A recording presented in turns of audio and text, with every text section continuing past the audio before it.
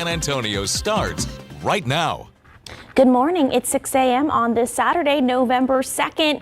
Sarah, it's Dia los Muertos today, and we do have some showers on the radar. Yeah, it's mainly going to be damp to start the day with only a few spotty storms in the afternoon. So if you're planning on enjoying some time outdoors this morning, be prepared for some areas of drizzle. You can see on the authority radar right now that we do have some of that light rain with us. Let's go ahead and zoom into some of the areas that are dealing with the lighter rain right now, mainly near Bernie and extreme northern Bexar County, Fair Oaks Ranch area. Also seeing some of that light rain out near Bandera, Medina, and just north of Bulverde, so Timberwood Park area. In some areas like Spring Branch, as well as near Floresville too. Now off to the west, however, there is a stronger storm. Let's go ahead and take a look at this storm here. This storm is currently falling near Brackettville. If you're tuning in, Brackettville, a lot of thunder, a lot of lightning, some heavy rain on your doorstep here. This is good news for rain gauges. There could be some gusty winds of up to 40 miles per hour as well. This is moving to the northeast at about 15 miles per hour. So it'll be moving through Kenny County. Coming up in the forecast, we're going to take a closer look at that storm. But here's what you need to know if you're in San Antonio. We've got morning drizzle out there, and we'll see spotty afternoon storms, about 30% chance. 83 today for the high. Don't forget, we gain an hour in the overnight hours. And then tomorrow, once again, morning drizzle with us, but it is going to be warmer and windy, a high temperature of 87. I'm going to walk you through an hour-by-hour forecast for the day if you have plans outdoors to get you ready to enjoy your weekend. Sarah. Sarah, thank you. In your morning headlines, hospitals across the state are now required to ask all patients their immigration status. But we're going to go to another story. We're talking about, we now know the name of the man whose body was found with a gunshot wound on a golf cart. This happened a month ago on a North Side Trail. The Bexar County Medical Examiner has identified him as 39-year-old Pete Hosea Castillo. Castillo's body was found last month near Walker Ranch Park on West Avenue.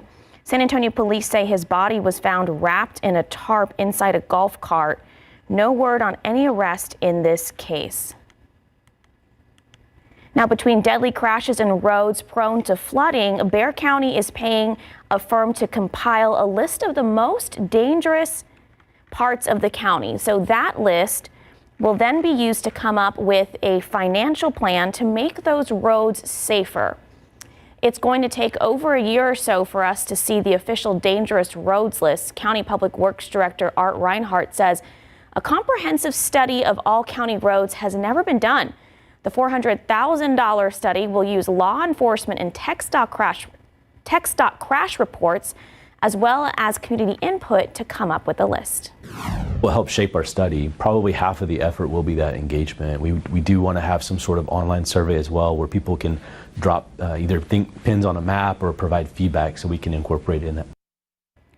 So during this study, the county says they can look at solutions to make those roads safer, and can, but any major construction of a road will likely require federal funding.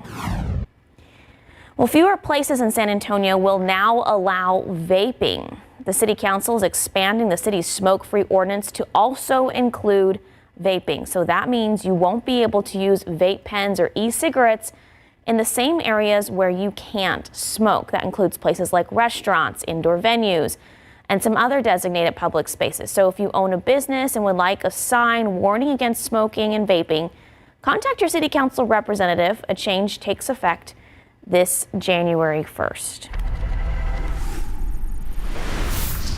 In your morning headlines, hospitals across the state are now required to ask all patients their immigration status. That's because of the executive order Governor Greg Abbott has announced in August. So the facilities are required to track the cost of treating people without legal status. However, patients are not required to answer the question in order to receive medical treatment. Advocates fear the order could scare people away from seeking the medical treatment they need. And next year, the U.S. workers will be allowed to save a little more pre-tax earnings in their 401k retirement funds. So yesterday, the Internal Internal Revenue Service, or IRS, announced the new contribution limit for 2025 will be $23,500, up to $500 from 2024. For those 50 and older, the IRS did not adjust the limit on catch-up contributions, which stand at $7,500. And the final jobs report before Election Day showed slower than expected growth in October, with just 12,000 jobs being added. Economists had predicted last month's hurricanes and labor strikes would impact that data, and it did. October's numbers fell far below the expected gain of 112,000 jobs. The unemployment rate held steady, however, at 4.1%. Friday's jobs report is the last piece of economic data to be released before Election Day. An ofrenda of awareness. One San Antonio family is honoring their lost loved ones for Dia de los Muertos. 26-year-old Yulissa Valero died earlier this year in January. She and two others were driving on I-35. That's when another car traveling the wrong way hit them head on. San Antonio police arrested the driver of that vehicle for suspected DWI intoxication assault. Her family built an ofrenda to honor her during Dia de los Muertos.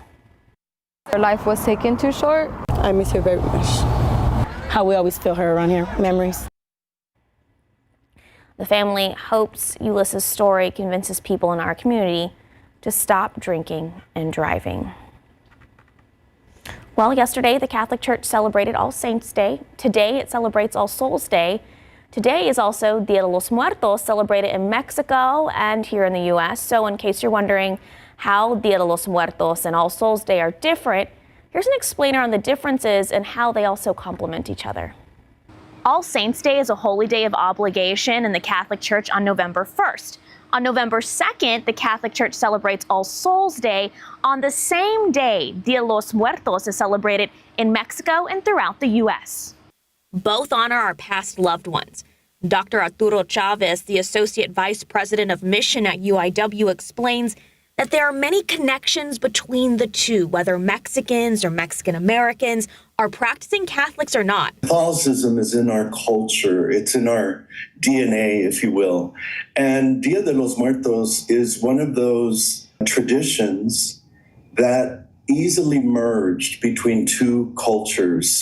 Dr. Chavez explains indigenous people of Mexico celebrated the dead with offerings and ofrendas, taking care of their loved ones' bones. When monarch butterflies would return to Mexico during their migration, a symbol of their loved ones' souls returning, that happened to coincide when Spanish Catholics celebrated All Souls' Day. Our indigenous ancestors were very religious, and they didn't need the Catholic Spaniards to tell them that there was life after death. They already believed that. At one point, the Catholic Church didn't accept those rituals and saw them as superstitious. But Dr. Chavez says that has changed over the past 60 years.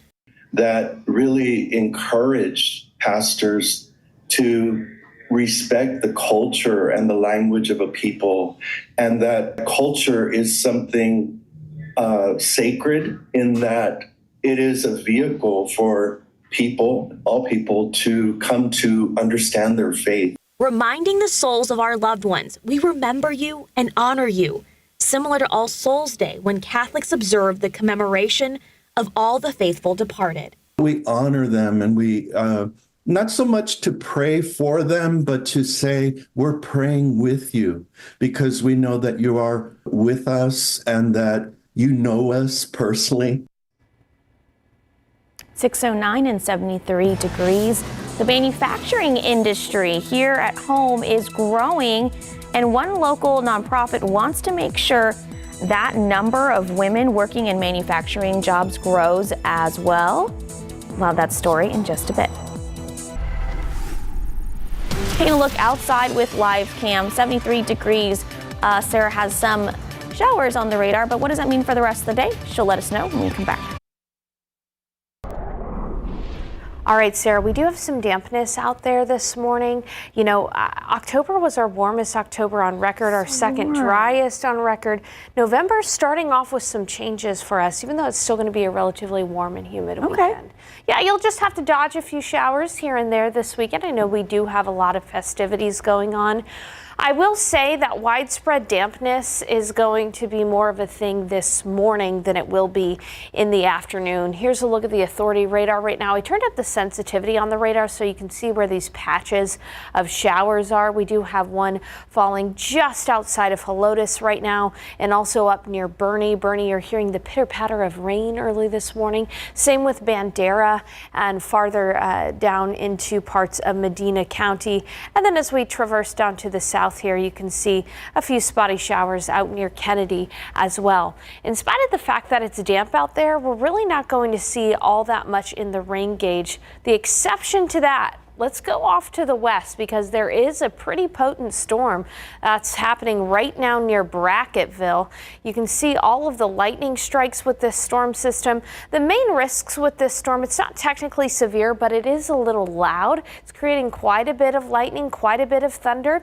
And also we're seeing a few wind gusts. Take a look at some of these wind gust potentials, up to about 40 miles per hour. So that'll blow over some of your light patio furniture or things like that. This storm is gradually moving to the east very slowly at about 15 miles per hour. So if it can hold on, and that is a big if it can hold on, it would be near the Concan area by about 8:15, 8:30, out near Uvalde by about 7:45 this morning. Now that's a big if, again, if it can hold on, but we are seeing some very heavy rain falling right over 131 right now and the city of Brackettville. Let me walk you through the future cast. This is a look at 8 o'clock, and you can see that we are going to have the potential for a few spotty downpours into the early afternoon as well. Coverage will only be about 30%, so really your odds of seeing a shower or storm are relatively low, but if you do get one, you could see some gusty winds, some flashes of lightning. Now here's the important part.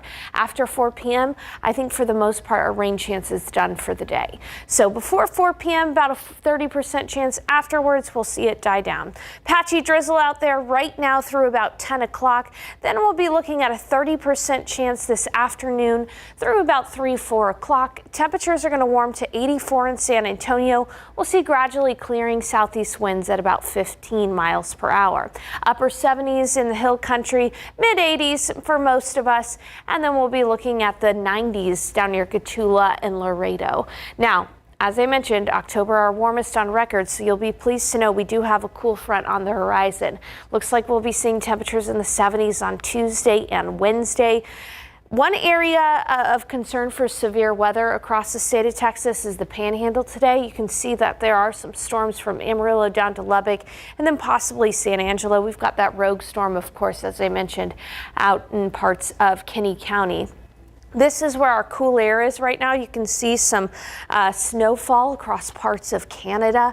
That cold air will be moving south. Temperatures in the 20s in parts of Montana, 30s in Denver.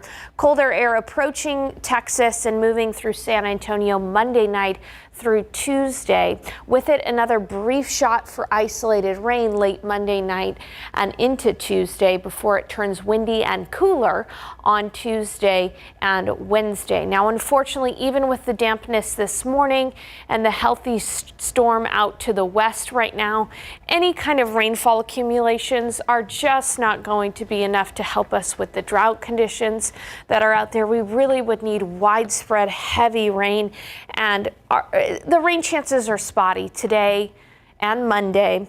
Don't forget, again, we fall back. We gain an hour tonight. You and I are happy about that. Our kids are not here yet, so we can still sleep in an extra hour. But the high temperature tomorrow, you'll notice quite a bit warmer. That's because our rain chances are less in the afternoon, Sarah. Was it Monday or Tuesday? I got a random shower at my house. It's like my yard just flexed it off because the ground is so dry. It's so dry. I had to go and hand water my flower beds because it didn't do anything, and it rained for like 10 minutes. At least we'll have that morning dampness out there this morning. But again, our chance for rain today about 30%, 20% tomorrow. Thank you, Sarah. All right, it's 6:17 and 73 degrees. Let's take a look at these lotto numbers.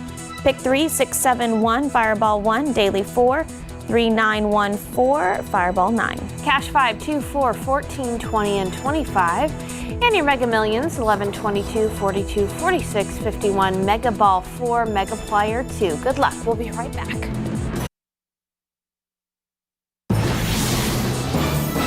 Welcome back. The manufacturing industry in San Antonio, well, it's growing fast, and a local nonprofit group called Greater SATX wants to make sure that the number of women working in those manufacturing industries grows as well. Our Stephanie Serna shows us the nonprofit is working with local schools and employers to get the future workforce ready.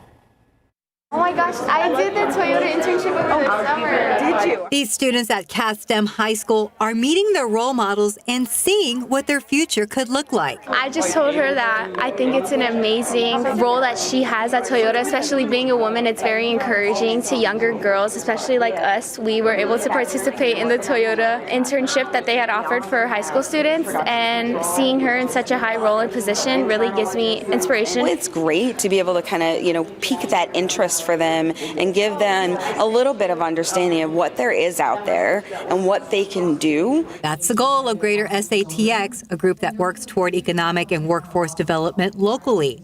They want to make sure young people, especially women, consider manufacturing careers, especially with all the employers we have here in San Antonio. They can go and become, a phenomenal CEO and perhaps lead their own manufacturing company here, or they can be in a leadership position as well. And these students got a firsthand look during their summer internship at Toyota. Time management, responsibilities, getting up like a real job at like 5 a.m. in the morning. It was like life-changing. And it shows how all the jobs work together, because it's not just engineers there, it's also technicians, people who love to code, just coding in general. According to Greater SATX, San Antonio already has 60,000 jobs in manufacturing. And with their projections of a growth in the future, students need to get ready. It starts early by ensuring that young women and their parents and other people who influence their decisions encourage them. I saw a lot of women. We are the change, guys. We can do this. Stephanie Serna, KSAT 12 News. Yes, you can. 6:23, 73 degrees. After the break, we look at some of the events happening around San Antonio. Lots of fun events this November weekend. We'll tell you about them when we come back. Happening today, Dia de los Muertos celebration, starting off with the event at the Pearl happening from 5 to 9. The event honors the lives of loved ones who have passed. There will be altars or ofrendas for the community to see, live music and installations and more. Oh, this is a big one. Don't forget Wurst Fest back this year. The 10-day salute to sausage kicked off yesterday in New Braunfels. The festival highlights German culture with food, music, dance, and much more. You can go to Wurst Fest for free November 4th through the 7th and after 3 p.m. on November 10th. Fun stuff. It's 6:27 and 73 degrees. Coming up, San Antonio is now home to the first Narcan vending machine, and it's free. Still ahead, how it works and why it's so important to have.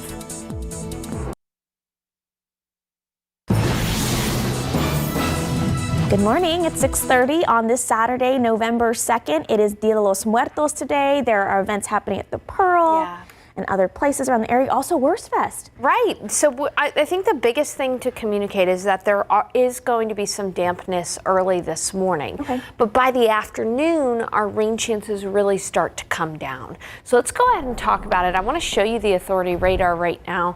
We've got some light rain and some drizzle showing up on the Authority radar, particularly on the northwest side of town right now. You can see that we've got some of these showers from Bernie down to Helotes, so neighborhoods like Leon Springs, Scenic Oaks, seeing some of these quick passing rain showers early this morning. And on the west side, just outside of Loop 1604, out to Rio Medina and up toward Medina Lake as well. And then a little bit of a wider view for our counties to the south and to the east, some showers near Beeville. Now, the interesting thing is a storm that is currently working its way through Kenny County. This has really held on. It's producing a lot of heavy rain for areas like Brackettville, and it's moving to the east at about 10 miles per hour, so it could be near Uvalde by 8 o'clock this morning. Now, will this storm hold on to make it to San Antonio? Probably not, but that's a big question that I'll be keeping my eye on. Usually these storms start to fizzle out by the sunrise hours, and so we'll keep you posted about that, but this is a good drink of water for areas like Brackettville. There could be some gusty winds of up to 40 to 50 miles per hour, so just remember that old adage, when thunder roars, go indoors. Speaking of Worst Fest, here's a look at what you can expect in your weekend forecast. As I mentioned, morning drizzle today, spotty afternoon storms, about 30% chance for you to see right in your backyard. Up until about 4 p.m. in the afternoon. 83 for the high, so it's going to be a little bit cooler but still warm today. We gain an hour overnight. And then for Sunday, again, morning drizzle but warmer and windy. Evening activities for Worst Fest both today and tomorrow probably going to be okay. All right. But we are going to be keeping our eye on things. Notice it'll be warmer tomorrow and noticeably windy. More on today's hour by hour rain chances coming up in just a bit. Sarah. Sarah, thank you. A judge has denied Heather Rodriguez's request to have her bond reduced. That decision made yesterday in court for Rodriguez, who was babysitting a 1-year-old boy when her dogs attacked and killed him. Rodriguez is charged with injury to a child and child endangerment, and her bond set at $250,000. Rodriguez has not been indicted as a criminal yet. As a civil hearing last month, a judge ruled for all 3 of her dogs to be euthanized. That is set to happen next week. And a 16-year-old boy charged in 2 separate murder cases was trying to get a judge to try him as a juvenile, but the judge went the other way and certified him as an adult for the second murder case. So Rene Gonzalez was put on a GPS monitor as conditions of his bond release for a murder charge from a deadly shooting that happened in October of 2022. He's accused of cutting off his GPS monitor, and while on the run, he allegedly committed a second murder in November of last year. He has been certified to stand trial as an adult in both of those murder cases. For now, Gonzalez remains in jail. A trial date has not been set, but he is facing up to life in prison if found guilty. Well, San Antonio now has its first Narcan vending machine, and it's free. The nasal spray medication is used to reverse an opioid overdose. The machine was unveiled at Rise Recovery's Charlie Naylor's campus on the city's north side. Our John Paul Barajas was there as they showed how it works and its importance of having it before the crisis comes up. It's as simple as pull and push, and then the vending machine drops a dose of Narcan.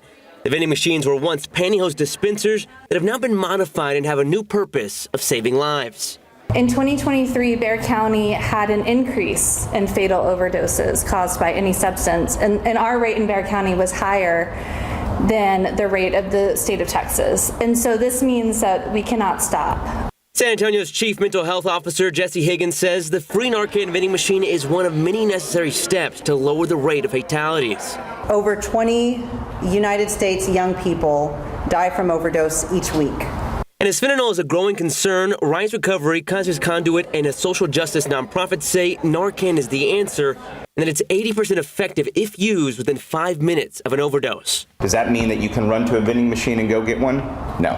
It means you need to have it in your purse. It means when you see free Narcan, you need to pick it up and put it in your purse or in your pocket, wherever you're at. And if you would like to get your hands on the medication for free, the vending machine is located at 2803 Moss Rock at Rise Recovery Center. That's just outside of Loop 410 near Vance Jackson. And early voting for the 2024 election has officially come to a close, and voters did not disappoint, according to the Bexar County Elections Department Facebook page. 56,786 people went out to vote just yesterday. So now if you didn't get to cast a ballot during the early voting period, you can still vote on Election Day. That's Tuesday, November 5th. But there are some things you'll want to know about before you head to the polls. So go ahead, take out your phone, scan that QR code on your screen there, We have information like what you can and can't wear at polling locations. Courtney Freeman did a great job on Instagram breaking that down for us. The busiest polling locations that we saw during early voting here in Bexar County and the least busy locations. So that's going to take you to our website, KSAT.com, and over to the Vote 2024 tab. And the Justice Department says it's sending election monitors to 86 counties and 27 states on Tuesday to ensure the integrity of the general election. That's 49% more monitors since 2020 and the most in 2 decades. The announcement comes amid growing concerns of improper partisan influence and potential voter suppression at election sites. All 7 of the contested swing states are on the Justice Department's list, along with a mix of dominantly red and blue states. Officials in some red states are pushing back. Since the Voting Rights Act of 1965, the Justice Department has dispatched government officials to voting sites to make sure vulnerable populations have access and prevent unlawful partisan interference. And given that we're 3 days away from the 2024 presidential election, no matter who you're voting for, doctors say there are likely a lot of different emotions you can be feeling, which could impact the most important thing, your sleep. And there's a name for it. It's called electsomnia. It's linked with election season. It could worsen symptoms for those who already struggle with insomnia. Some things that you could do to prioritize sleep would be limiting social media before you go to bed, and don't focus on the election what ifs. We have survived many elections. We'll get through this, right? It's only 4 years, trying to figure out what I do have the ability to control. I'm going to go out and vote. I'm trying to, do things to support others to vote. So thinking about what I can do versus a lot of what's out of my control. Other tips to practice healthy sleeping habits: getting in regular exercise, avoid napping later in the day, limiting alcohol before bed, and pro tip from me, since I go to bed early all the time, small dinners, bigger lunches. Don't eat a big meal right before you go to bed. 6:39, 73 degrees. Thousands expected today at the Susan G. Komen More Than Pink Walk. The goal is to raise money to support those battling breast cancer. After the break, we hear from a breast cancer survivor and surgeon about why the walk means so much to San Antonio.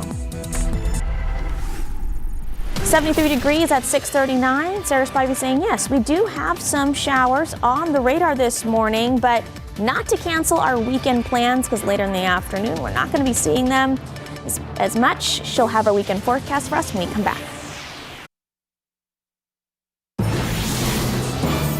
In just a few hours, the area right outside the new Methodist Hospital in Westover Hills is going to be very busy, as thousands are expected for the Susan G. Komen More Than Pink Walk. Our Stephanie Jimenez spoke with a surgeon and a breast cancer survivor about why today's walk means so much to San Antonio. Pictures can be deceiving. If you just glanced at this one, you'd simply see Paige Castañeda smiling while surrounded by her daughters. And you'd have no idea this was one of the hardest days of Paige's life. You automatically, just everything that you thought was important stops. And then you're like, what are we going to do? This picture was taken the morning before Paige's surgery, a double mastectomy after she was diagnosed with breast cancer, something she learned after her annual checkup at Methodist Hospital. I just happened to find a lump, and the day I found it, that Monday, I got a call from the breast center saying it's time for your mammogram. Paige didn't need chemotherapy or radiation because doctors found the cancer so early. That's something surgical oncologist Dr. Brittany DeBerry says is possible because screening technology is so much better. Our imaging technology has evolved tremendously over my time in practice, and I think that we are seeing things at much smaller sizes and much earlier stages than we were before. Dr. DeBerry says on top of supporting research, organizations like the Susan G. Komen Foundation are so important because of the support they give patients. Simple things like paying the bills when they're under treatment, when they're not working. And so I think supporting organizations in the city that help patients financially and help them bridge that gap that they have when it comes to the cost of cancer. For Paige, she's focused on her recovery, spending time with her daughters, and as she says, living life. It also helps you realize that once you get that diagnosis, every day is special, and you don't want to waste it. Stefania Jimenez, KSAT 12 News.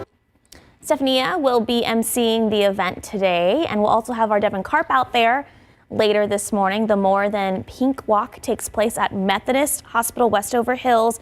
It's a beautiful brand new hospital. I did a story on it. I love it. That building is gorgeous. It's on 5106 West, Loop 1604 North. You can check in at 8 a.m. and that walk starts at 9:30 this morning. And Sarah, you said possible showers over there. A little dampness out there right now. Now by 9:30, the dampness may be coming down. The drizzle might be ending, but it is going to be a little bit damp out there. Pink poncho. Yeah, nothing to stop those folks from supporting a great cause. As we take a look at the authority radar, you can see that in the northwest side of town, that's where we've really got some of the lighter rain and the drizzle at the moment, working its way through areas just north of SeaWorld and in Helotes out toward Gray Forest area, right on Bandera there in 16. Also on the north side of town between Bernie and Leon Springs, and then right on that Comal County line there over some of the ranch lands in areas like that. But it's generally pretty damp out there in spots. Patchy drizzle, patchy light rain for San Antonio. And you can see out near Hondo and Sabinal also seeing some of that patchy light rain. Speaking of out west, there is a storm out west. Now this storm is still pretty potent. You can see, I'll turn on the lightning strikes and the lightning count here, about 110 lightning strikes around the Brackettville area right now. So we could have some power outages for Kinney County here very shortly. But this is very heavy rain falling right over Brackettville and the majority of Kinney County. Rainfall rates of about 5 to 7 inches an hour. Now it is moving slowly to the east at about 10 miles per hour. So if it can hold on, it would make it to, even though it's raining right now in Uvalde, we're talking about the thunderstorms, the thunder and lightning could make it to Uvalde by about 8:15 this morning. Now the big question is, would it hold on to make it to San Antonio? Well, it's already showing signs of weakening, so that's not good news for us in San Antonio. But on the off chance that it holds on, and I say off chance, it would make it to the San Antonio area by about 1. So again, with the motion, it's moving slowly. It's probably not going to make it to San Antonio, but this is still great rainfall for our friends out in Brackettville. There could be some gusts of up to 40 miles per hour, so keep that in mind. And then up in the hill country, you can see south of Rock Springs and near Lakey dealing with some of the rain as well. As far as rainfall amounts go, you can see that this has really been the area that has seen some healthy rain. Southwestern Kinney County, about 4 inches of rainfall, and it's just spits and drizzle here in San Antonio. And as we take a look at the futurecast, notice that even though there's a spotty storm or two possible in the afternoon, generally our rain chances come down or exit the picture after 4 o'clock this afternoon. So again, if you have late night plans, we're talking Wurzbach, if you're going to a wedding today or things like that, after 4 p.m., the rain chances are really, really low. As we take a look at your KSAT 12-hour forecast, patchy drizzle this morning, 30% chance, 12 to about 4. Winds are going to be from the southeast at 15 miles per hour, 84 degrees for the high temperature in San Antonio. It'll be in the upper 70s out in Rock Springs. And speaking of the 70s, we're finally going to see temperatures come down by about Tuesday. We'll get a cold front moving through. Average high temperature this time of year is 77 degrees, and by the end of November, it's in the 60s. We usually get about 2 inches of rain, but as you know, October was anything but average. It was warmer and drier than average. We'll have a 30% chance when that front moves through for additional rainfall. Not really going to help us out with the drought, unfortunately, but it is nice to see a weather pattern change. Election day will be cool and windy, highs in the low 70s. We'll be back with more news after the break.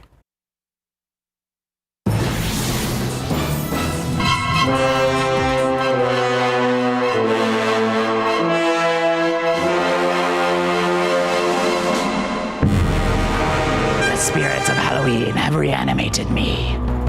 I'm your undead harbinger of horror films, Johnny B. Ghoulma, here to bring you glimpses from the grave.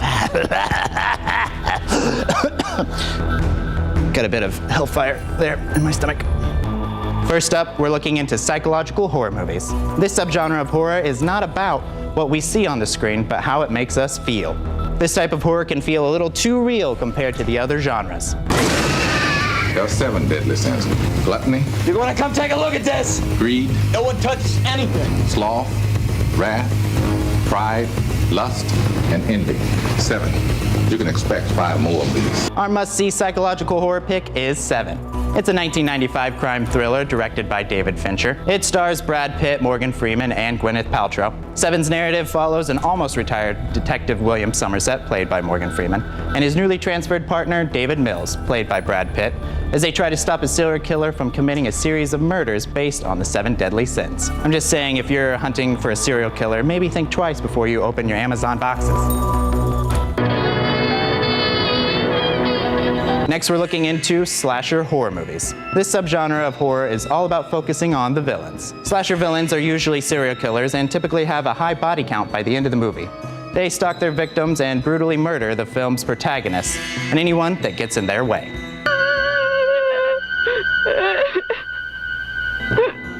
Our pick is Halloween, the 1978 version. The story follows a young boy after he slays his sister. The now adult Michael Myers escapes from a sanitarium to return to his hometown. I love a sweet homecoming reunion. He takes a disturbing interest in Laurie Strode, played by Jamie Lee Curtis, and her high school friends. Myers' doctor, Sam Lewis, pursues the speechless killer, but even he can't stop the carnage. Also, we're looking into paranormal or supernatural horror movies. This subgenre of horror is all about spirits and ghosts that spook viewers and create a sense of fear without a physical presence being on screen. This subgenre plays into the unknown things of the human experience. You're gonna die up there. Our pick is The Exorcist 1973. Honestly, many still consider this the scariest movie of all time. A brief synopsis: Pazuzu the demon possesses a girl, and priests must fight it to release her from its grasp. Godzilla, king of the monsters, it's alive! Up next, we have the monster horror movies. This subgenre of horror is all about vampires, aliens, and giant creatures. It's monsters physically wreaking havoc on a community in one fell swoop. This was a hard one because there are so many classic monster movies, from Universal's 1930s Dracula and Frankenstein movies to blockbuster hits like Alien, that have so many sequels. You guys gonna listen to Gary? He can be one of those things! We're going with an unexpected one, 1982's The Thing. It's directed by John Carpenter and is based on the 1938 John W. Campbell Jr. novella, Who Goes There? It tells the story of a group of American researchers in Antarctica who encounter The Thing, an extraterrestrial life form that assimilates and then imitates other organisms. The group becomes paranoid as they realize that they can no longer trust each other, and that any one of them could be The Thing. Now we're looking into comedic horror movies. This subgenre is a little more family-friendly. It's a subgenre that takes the viewer to complete opposite ends of the horror spectrum, resulting in a roller coaster of emotions. It's showtime. Our pick is Beetlejuice. The plot revolves around a recently deceased couple. Realizing they are ghosts, they are now not allowed to leave their house. They contact Beetlejuice, a sleazy bio-exorcist, to scare the house's new living inhabitants away. The film was a critical and commercial success, grossing $84 million on a $15 million budget. And it won the Academy Award for Best Makeup. The film's success spawned an animated television series, video games, and a 2018 stage musical. Plus, this classic has a new sequel that was recently released, Beetlejuice, Beetlejuice. I hope you enjoyed our 5 must-see horror subgenre films for All Hallows Eve. That was Glimpses from the Grave. I'm John Marr. I'll be watching you from the grave.